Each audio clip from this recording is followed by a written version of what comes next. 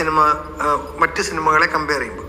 പക്ഷെ ഒരു സിനിമയുടെ വലിപ്പം ഈ അടുത്ത ആരോ പറഞ്ഞ പോലെ പ്രേക്ഷകരാണല്ലോ. ഋഷഭ് ഷെട്ടി പറഞ്ഞത് ഭയങ്കര പ്രേക്ഷകരാണ് ഒരു സിനിമ വലുതോ ചെറുതോ എന്ന് ഡിസൈഡ് ചെയ്യുന്നത്. ഈ സിനിമ അവരുടെ മുന്നിലോട്ട് നവംബർ 14 നമ്മൾ വെക്കാൻ പോകുന്നു. അവർ കണ്ടിട്ട് തീരുമാനിക്കട്ടെ ഇത് അർഹിക്കുന്നുണ്ടോ വലിപ്പം എങ്ങനെയാണ്. എന്നാൽ ഇവരുടെ എത്രയോ വർഷത്തെ സ്വപ്നമാണ്. 10-12 വർഷം മുന്നേ താര ചോദിച്ചൊരു ചാൻസ് ആണ് അജയോട്. എപ്പോഴെങ്കിലും സിനിമ തുടങ്ങുമ്പോ താരയെ വിളിച്ചു. അന്ന് മോളെ നീ എത്രാം ക്ലാസ്സിലാ? അപ്പം 7ാം ക്ലാസ്സിലൊക്കെ പഠിക്കുന്നു. ഒരു 12 വർഷമായി ഇങ്ങനെ സിനിമ അഭിനയിക്കാൻ വേണ്ടിയിട്ട് ആഗ്രഹമൊക്കെ ആയിട്ട് ഇങ്ങനെ നടക്കുന്നു.